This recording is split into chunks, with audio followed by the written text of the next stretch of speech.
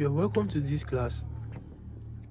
Over the years, I've observed that students struggle with chemistry, not because it's too difficult to understand, but because they've not really understood the basics. So, in this class, I'm just going to talk about some basic stuff, but they're very, very vital to understanding even the advanced stuff. So, without wasting much time, we are going to I'm going to first of all talk about the periodic table of the first 20 elements. Understand? But before then, let's pray. Father, I thank you for this class. I pray that you will make it a success. In Jesus' name, amen. So, we have what we call the first 20 elements. First 20 elements. So the first one is hydrogen. Then we have helium.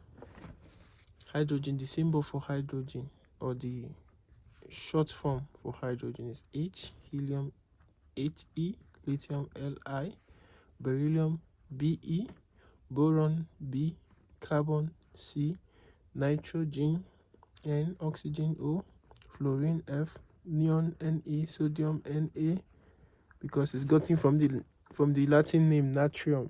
That's why we're having Na. Magnesium, Mg, aluminum, Al, silicon, Si, phosphorus, P, sulfur, S, chlorine, Cl, argon, Ar, potassium, K, because it's gotten also from the Latin name kalium, then calcium, Ce. So these are the first 20 elements. Now, before talking about elements, there's something we need to know, which is what is called atoms. Understand? An atom. We need to know what an atom is. Now, we all know what an atom is. I'm not here for definition. It's just to highlight what we already know. An atom is just the smallest indivisible part of an element that can take part in a chemical reaction. Now, as I said before, we all know what it is. An atom has three parts, or three particles, which is the neutron, the proton, and the electron.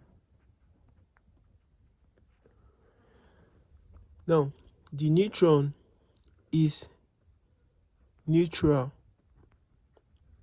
in terms of electrical charge. The proton is positively charged. The electron is negatively charged. Neutral charge, positive charge, and negative charge. Now, the atoms are arranged, or these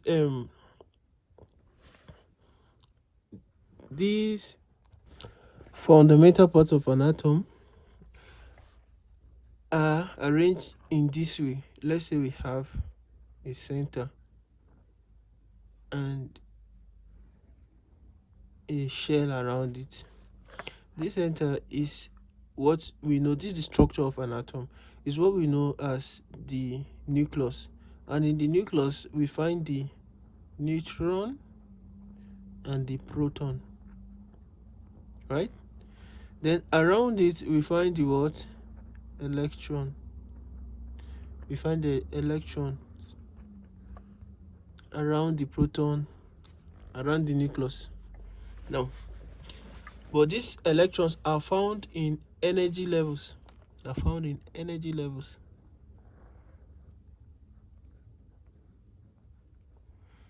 first energy level, we have n equals to 1.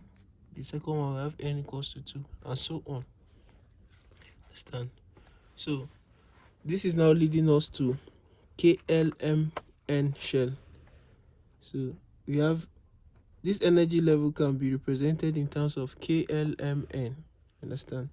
For K, we have the energy level is 1. For Ln is 2. Mn is 3. Nn is 4. Now, there's a formula for imputing the number of electrons for each energy level. That's the maximum number of electron an energy level can contain is given by this formula, 2 into n square. What that means is if we have the K shell, the maximum number of electrons it can contain will be equals to, remember n is 1, 2 into 1 square, which is 2 into, what is 1 square? 1 square is 1. 1 square is 1 times 1, which is 1. So we now have 2 times 1, which is 2. So the maximum number of electrons that can enter into the first shell, the first energy level, is 2. Then the next energy level, which is L, for L, n equals to 2. So if you input it in our formula, we're going to have 2 open bracket 2 square. Remember n is 2, so we put 2. So which is going to be 2 open bracket. What is 2 square? 2 square simply means 2 times 2, which is 4. Now 2 times 4 is 8. For the L, we have the maximum of 8 electrons. The next one, M. For M, n equals to 3. So we are going to have 2 into 3 square, right? So 2 into, what is 3 square? 3, 9. 2 times 9, 18. So for M, we are going to have maximum of 18 electrons, although it's going to differ, understand? In practice, it's going to be 8 because of octet rule. I'm going to highlight that later on. Now, for n equals to 4. So we're going to have 2 into 4 square. 2 into 4 square means 4 times 4, which is 16. So 2 times 16, 32. So these are the maximum electrons that can enter into each shell. Having said that, this is how the shell will look like. Let's say we have an atom. This is the nucleus where we find the neutron and the proton, right? The first shell is known as the K shell. It can contain the maximum of 2 electrons. 1, 2. The next shell is the L shell, which can contain the maximum of 8 electrons. 1, 2, 3, 4, 5, 6, 7, 8. The next shell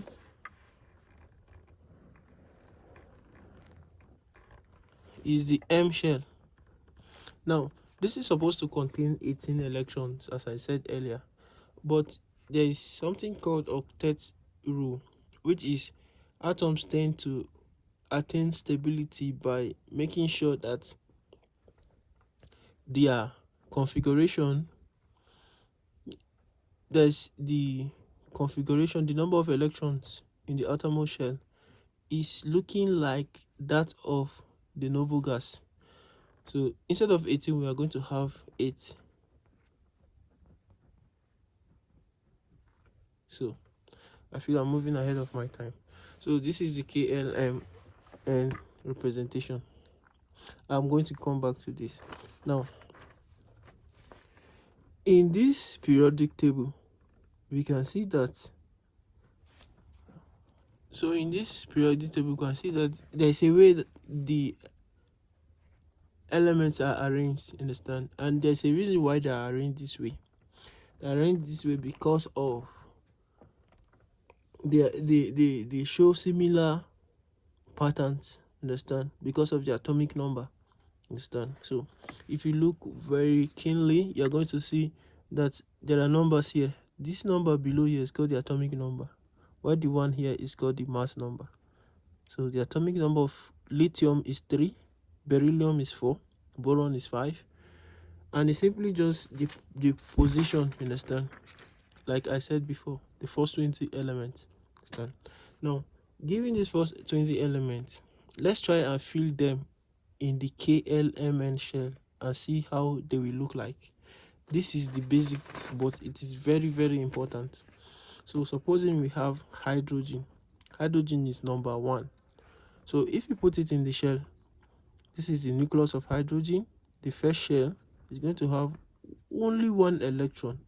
So this is hydrogen. It's only having K shell. If you're having helium now, helium is 2. Helium is going to have 2 electrons. What of lithium? Lithium is having, the atomic number is 3, so it's having 3 electrons. 1, 2, 3. The same goes for beryllium, which is number 4. It's going to have 1, 2, 3, 4. Right? So you keep filling. Let's say for neon. Neon is number 10. The first shell is going to have 1, 2. The next shell 1, 2, 3, 4, 5, 6, 7, 8. If you count everything here now, it's 10. Right? Now, after neon, we have sodium, which is number 11. The first shell is having 2. The next shell, which is K shell is going to have, L shell is going to have 8 electrons. 1, 2, 3, 4, 5, 6, 7, 8. If you count everything here now, we have 10. But we still have 1 more electron because sodium is having 11 electrons. We cannot put it here again because L can only contain the maximum of 8. So we need another shell, right? So we need the M shell now to put that 1 electron. So this is how sodium will look like according to the KLM shell. That's done. So let's continue and make up some others. Sodium, magnesium, aluminum, silicon. Okay, let me draw for chlorine now. Or let me draw for calcium, the largest. Calcium is number 20, right? So the first shell is going to have 2. The next shell will contain 8. 1, 2, 3, 4, 5, 6, 7, 8. We have 10 already. 10 is still remaining. So we have the next shell can contain 8. We have 1, 2, 3, 4, 5, 6, 7, 8. 10 plus 8 is 18. So we still have 2 left. We need another shell. This is the K, L, M. Remember, M is containing 8 because of octet rule. So we need the next one. The next one is what? N, right? We have 2 left, so we put the 2 here. So this is how calcium will look like. Follow me. This KLMN structure is very, very important in understanding bonding. We will get there. So let me highlight 2 elements. 2 elements. Sodium and chlorine. Sodium is number 11 and chlorine is number 17, right? So if we draw the structure of sodium according to the KLMN shells, we are going to have sodium is 1, 2, 3, 4, 5, 6, 7, 8, 9, 10. The next shell will contain this one, so 11, right? Now chlorine will look this way. 1, 2, 3, 4, 5, 6, 7, 8, 9, 10. Remember it's 17. 11, 12, 13, 14, 15, 16, 17. Right? Now, this is the K shell, L shell, M shell, K shell, L shell, M shell. Now, if you remember, I said K can contain maximum of 2, L maximum of 8, M maximum of 18, but because of our octets, let's give it 8, N 18. right? Now, if you look at this sodium now, it's having M shell. In the M shell, it's having only one electron. It's requiring 7 more for it to be complete, right? If you look at chlorine, in the outermost shell, it's having 7 electrons. It's requiring 1 more for it to be complete. Now, between these two, it's very, very hard for sodium to be able to get the 7 to become complete or stable, I should say. It is easy for, or it's easier for chlorine to get 1 to attain stability, right? So because of that, sodium and chlorine will go into bonding. Sodium will simply give out this 1 to this chlorine so that it will now become stable. It will now have, if it gives out this 1, this shell will go. It will now become 1, 2, 3, 4, 5, 6, 7, 8, 9, 10. It will now have 10 electrons left. While chlorine will accept this 1 and become stable. If you look at this sodium now, in the outermost shell, it's having 8 electrons, so it's stable. If you look at chlorine now, in the outermost shell, it's having 8 electrons because it borrowed 1 from sodium. Borrow makes me rich, right? So, but sodium will now become what? Positively charged. Chlorine will become what? Negatively charged. Now, this sodium that we have here is what we know as sodium ion because it's having charge. This one is sodium atom because it has not bonded. Very important. This chlorine we have here now is known as what? Chlorine or chloride ion. Chloride ion. This one is chlorine atom. Understand? Now, another thing I need to highlight here is, if you observe, you will see that there was a transference of electron, right, from this one to this. So because there's a transference of electron, this compound that is formed by sodium and chlorine will be what? An ionic compound, because it is an ionic bond that brings them together. You get? So sodium gives out 1 to chlorine to form an ionic compound with chlorine. Now, let me consider two elements. Magnesium chloride. So for magnesium chloride, we have 2 elements. The first one is magnesium, and the atomic number of magnesium is 12, because magnesium is number 12 in the periodic table. We have chlorine. Chlorine is number 17 in the periodic table, right? So let me draw the structure of magnesium. We're going to have 1, 2, 3, 4, 5, 6. Now note the way I'm filling the electrons. These stars here are electrons, actually. The first electron, second electron, and so on. So 1, 2, 3, 4, 5, 6, 7, 8, 9, 10, 11, 12. So this is magnesium. 1, 2, 3, 4, 5, 6, 7, 8, 9, 10, 11, 12, 13, 14, 15, 16, 17. This is chlorine. Now, as before, remember the outermost shell is requiring 8 to be complete. So chlorine requires 1 to be complete, while magnesium requires 6 more to be complete. Just as before, it's very difficult for magnesium to get 6. It is easier for chlorine to get 1. Understand? So what happens is that magnesium will donate this 1 to this chlorine, right? This chlorine will now become complete or stable. It will now become stable. But magnesium is still not stable because it will still have one left, right? So it means it will require another chlorine in nature because there are abundance of elements, understand? To require another chlorine so that it can donate this one to it.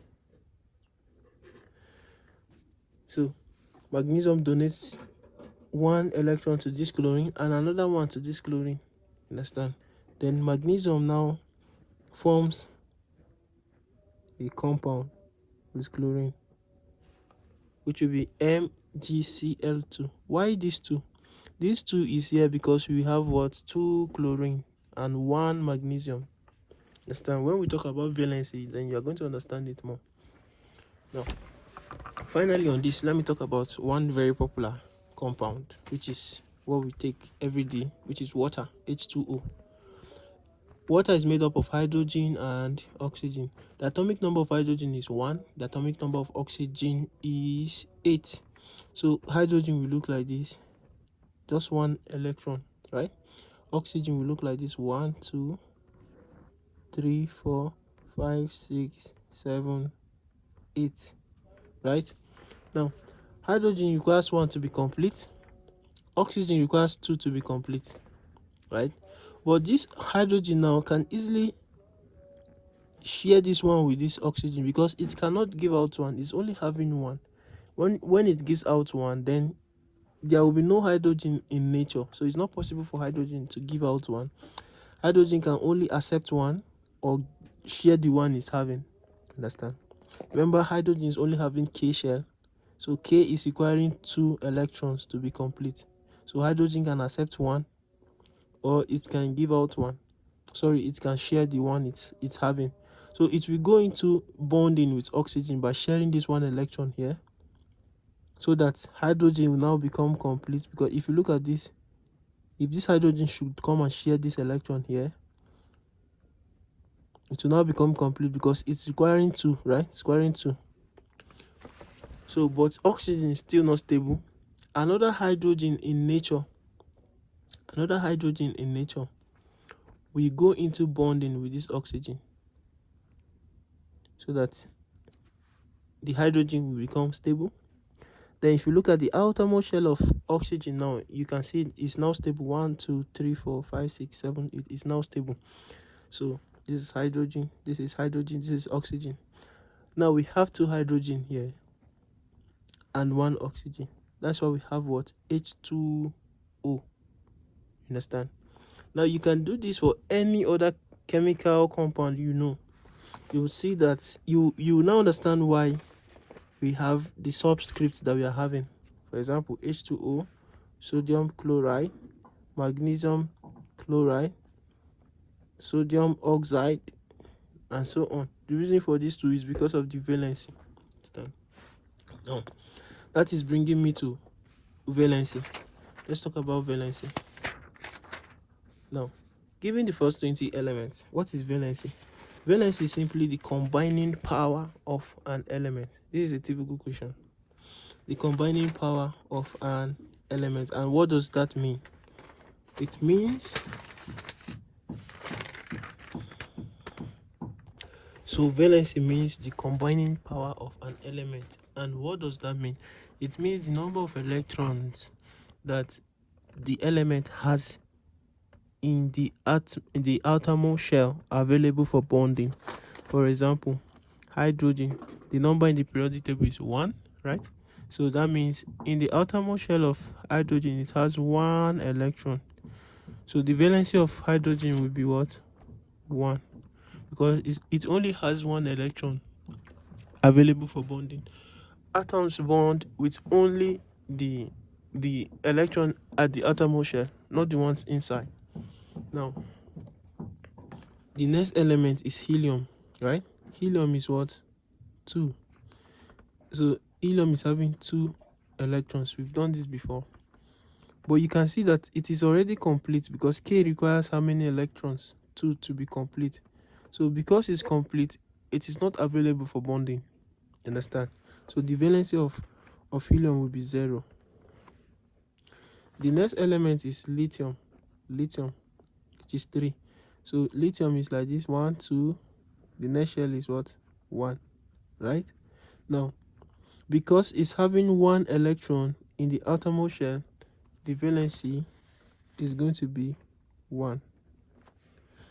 Now the next one, which is beryllium. Beryllium is having 2 electrons in the outermost shell, so the valency of beryllium is going to be 2. Now instead of wasting time, the valency of boron is going to be 3. Carbon has 4. The valency of carbon is going to be 4. The next one, nitrogen. Let me draw for nitrogen. Nitrogen is number 7. So this is 1, 2, 3, 4, 5, 6, 7, right? Now, how many is nitrogen having? We can see it's having 1, 2, 3, 4, 5, right? So it's having 5 electrons. Now, how many does it require to be complete? Remember, the outermost shell should have maximum of 8, so it's requiring 3 more to be complete, right? Now, the valency will be 3, because we don't want the number to be more than 5, understand? To be more than 4. The reason being that it is easier for it to accept 3 to become complete than for it to give out this 5 that it's already having, understand? Because we say valency is the number of electrons or that is available for bonding, you understand? So the valency of nitrogen is going to be 3. Now the valency of oxygen is going to be 2. That of fluorine is going to be 1. Now it's just a repetition of pattern. 1, 2, 3, 4, 3, 2, 1. Neon will be 0. Let me do that.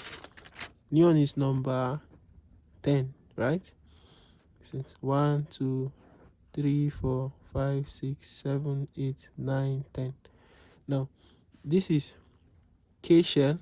K requires 8 to be complete. You can see it's already complete. 1, 2, 3, 4, 5, 6, 7, 8. So it also cannot go into bonding, just like helium.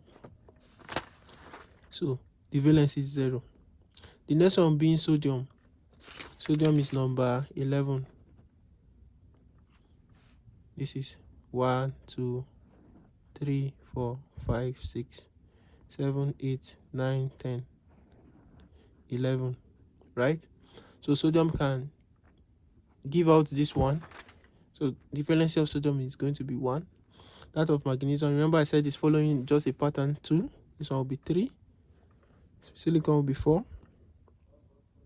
Phosphorus will be 3. Sulfur will be 2. Chlorine will be 1. Argon will be 0. Potassium will be 1. Calcium will be 2. Now these are the valency of the first 20 elements. Now it is because of this number that they are arranged in a pattern called the periodic table. Now this periodic table, you can see that all the ones that had zero valency are in the same group, right? Because the periodic table has 8 groups. That's the basic periodic table. The extended one, which is having the lanthanides, actinides, and the transition metals, is having 18 groups. But this one is the basic one, having 8 groups. If you understand this one, then you can understand that one. Now the group 8 are having what? 0 valency. What does it mean? They cannot go into ordinary chemical reactions. Understand? They cannot go into ordinary chemical reactions because they don't need anything, and you cannot give them anything. This one are -1, for example, are 1, right? Look at this is helium 0. You can see helium here. This is neon 0 is also there. This is argon 0. You see helium, neon, argon, right? This group 1, they are +1 because they can give out 1.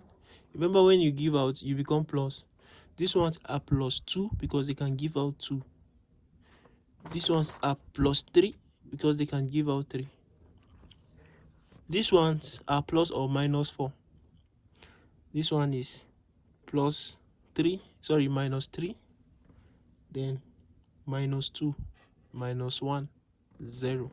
These are the 8 groups that we have. Now in this periodic table, these ones in the left side are the metals. They are the metals.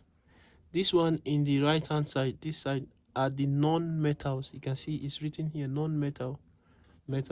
But between them, there's boron and silicon. These two are metalloids, and metalloids are simply the ones that share the characteristics of both metals and non-metals. That in between, you know, when you are in between something, you'll be sharing the characteristics of both. So that's just the nature of the elements we have. So this one and this one are metals. Group 1, group 2, group 3 are metals, except for this one and hydrogen. Hydrogen is just here because it is having one electron. The valence is 1, like the other ones. Understand? Then group 4, 5, 6, 7, 8 are non-metals, except for silicon.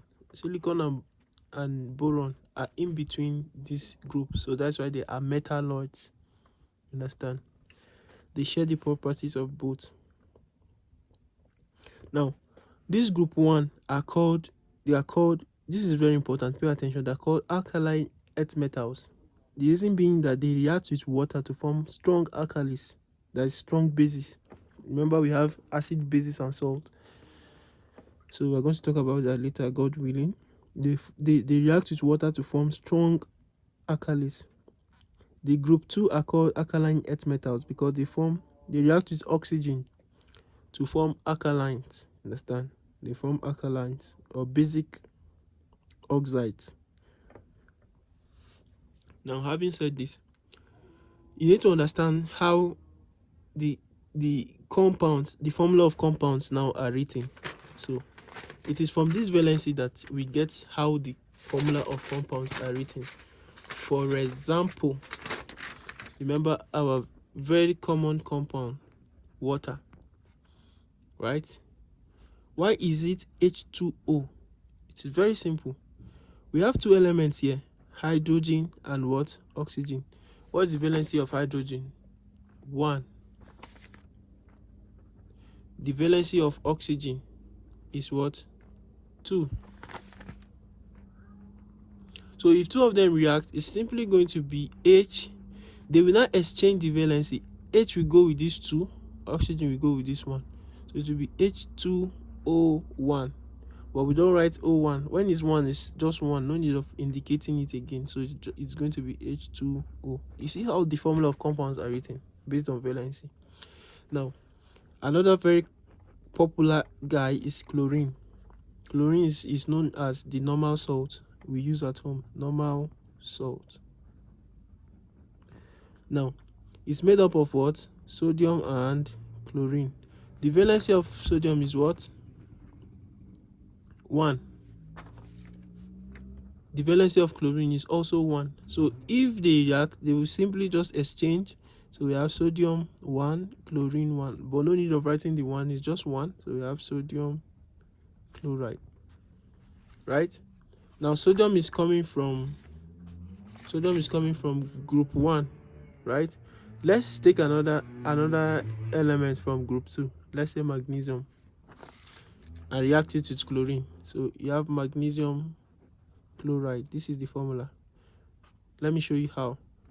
Magnesium, the valency of magnesium is 2. The valency of chlorine is 1. According to what we have done, this is magnesium. Where is it? Magnesium valency is 2. Valency of chlorine is 1. So when they react, they're going to exchange valency. Magnesium will go with 1. Chlorine will go with what? 2. So that's how we arrive at what? Magnesium chloride, which is a salt. Most substances that you see chlorine, chloride, or fluoride, or iodide, they are what? Salts. Because from the periodic table, this group 7, they are known as what? Halogens, which is salt formers. Halogens means they form salt. While the other last group are known as noble gases. And you know what noble means. They don't easily mingle with others. They are noble. They don't need anything from you. Understand? They don't really easily go into chemical reactions. Just that xenon react at extreme conditions. Understand? So it's not that they don't go into reaction at all, but at extreme conditions. When you pressurize and do some things, then they can go into reaction. So that is it about that. Let me just find one more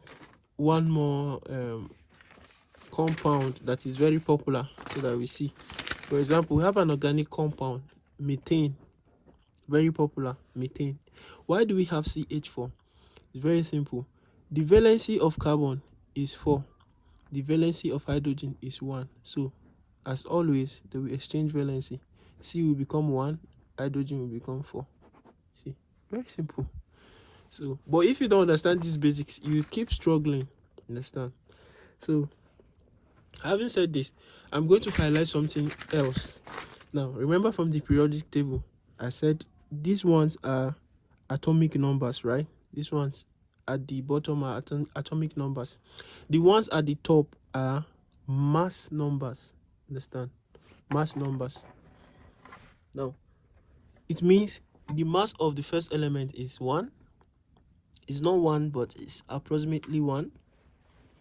The second one is 4. 7, 9, 11, 12, 14, 16, 19, 20. How do I remember all this? A great question. Now, first I would say it's just simply if you take the atomic number, multiply it by 2, you get the atomic mass or the mass number you get. So, except for some few exceptions, which is like hydrogen, lithium, beryllium, boron, carbon. You see, 6 times 2 is 12, 7 times 2 is 14, 8 times 2 16, 10 times 2 20, 16 times 2 32. Understand? 20 times 2 40, and these are mostly the ones that we make use of. Magnesium, 12 times 2 24, sodium 22, 11 times 2 is 22, but sodium is 23. So just note the difference. It's just by use that you now see. If you get something, you know, oh, this is not it, it's going to be this. Understand? For example, I know that sodium is 23, so even when I multiply 11 by 2, I just know by default that it's not 22, it's 23. Understand? So it's just an approximate figure. Understand? So now, how does this masses come about? Understand? Remember our atom that we talked about. Atom has 3 basic parts, which are the electrons,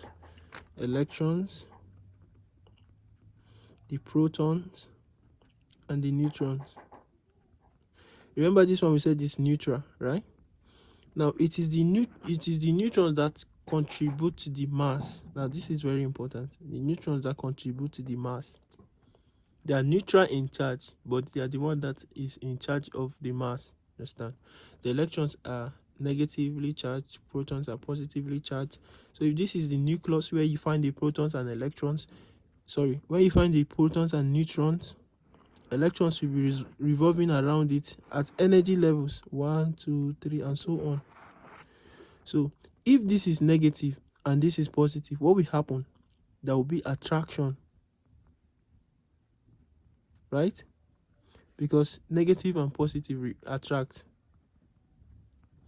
That's why we even have an atom in the first place. Because if there's repulsion, the atom will not exist. So the attraction is what keeps the electrons revolving around the nucleus. Understand? When we talk about periodic tables, then you'll see how this also affects so many other things. Now, I haven't said this. I wanted to point out something. If you look at chlorine now, you can see that the mass is not a whole number. It is 35.5. Why is it 35.5? It's because of a phenomenon known as isotopy. Now, I'm pointing out many different things now. A phenomenon known as isotopy. Now, what is isotopy? Or what are isotopes? Isotopes are elements atoms of an element that have the same atomic number. Atomic number is same, but mass number is different. For example, we have chlorine, right? The atomic number of chlorine is 17, but we have 2 types of chlorine. The first one is chlorine 35. The next one is chlorine 37. What can you observe? You can see that the atomic number is the same as this, but the mass numbers are different. Why are they different? Remember the guy I said contributes to the mass number, right? Which is the neutrons.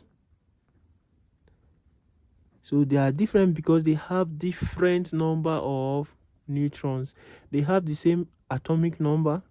So it means the atomic number is same, which means proton number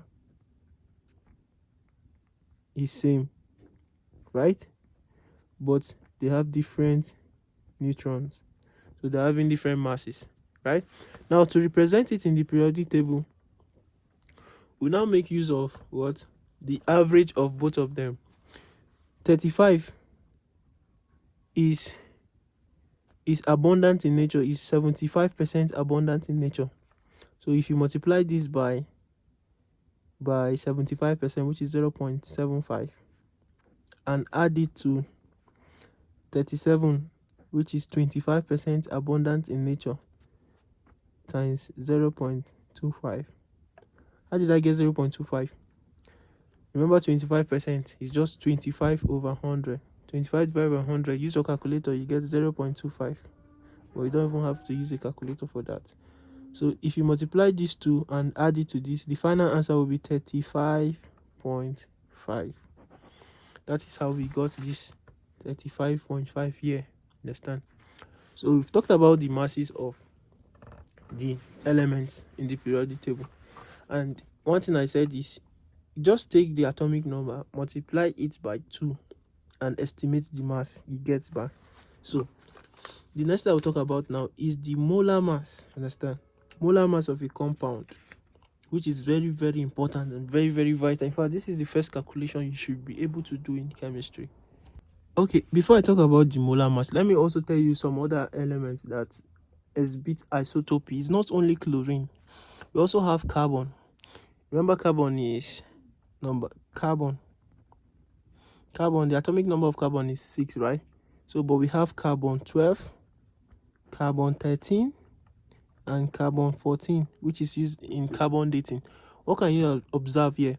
The atomic numbers are the same, but the mass numbers are different. Why? Because of different number of neutrons. Understand? Now we also have hydrogen. Hydrogen also exhibits isotopy. So we have 3 hydrogen. The first one is hydrogen 1,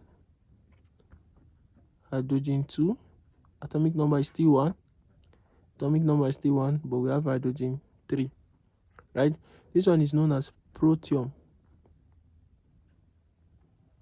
The hydrogen 2 is known as deuterium.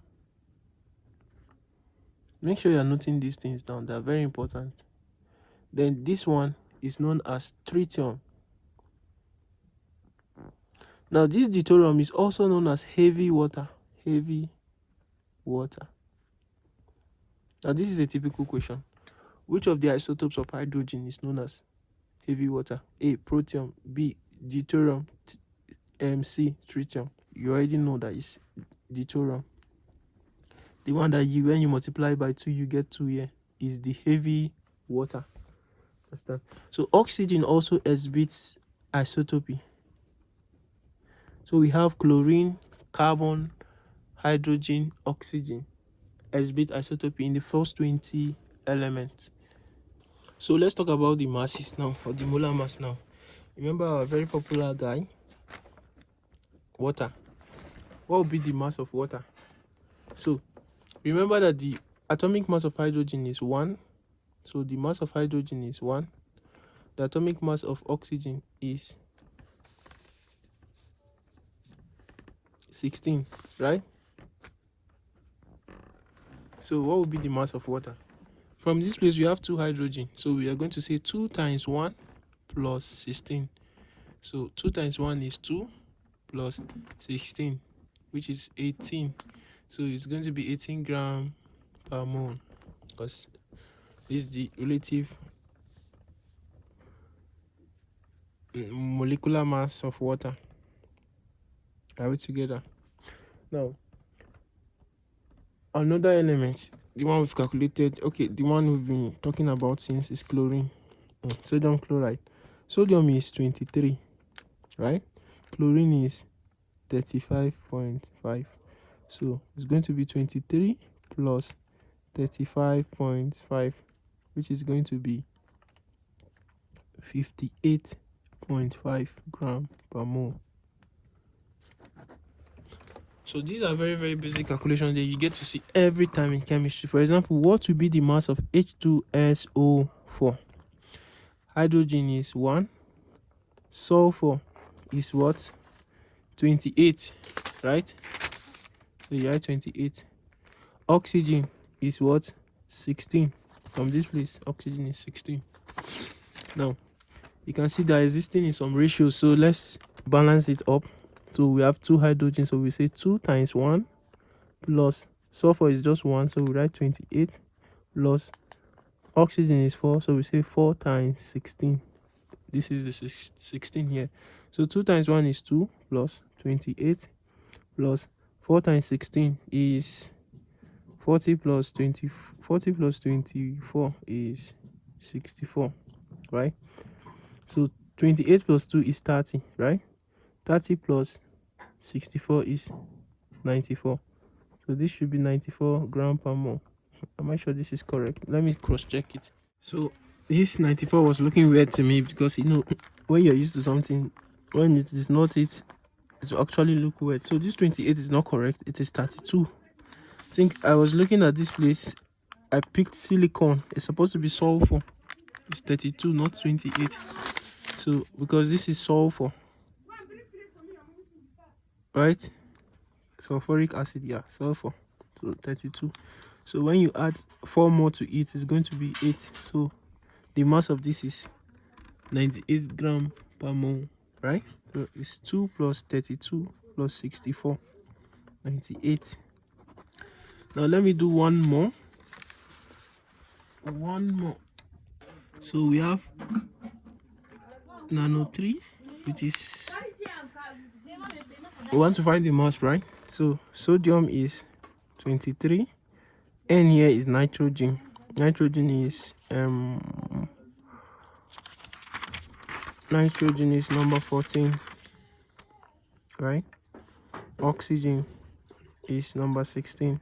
So let's balance it up. Sodium 23 plus 14 plus oxygen, but we have 3 oxygen, so it's going to be 3 times 16, going to be 23 plus 14 plus 3 times 16. 3 times 10 is 30. 3 times 6 is 18. 48.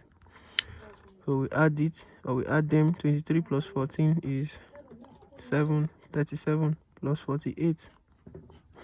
8 plus 7 is 15. 5 carry 1, 4, 9, sorry, 8. 85 grams per mole. I hope this is correct.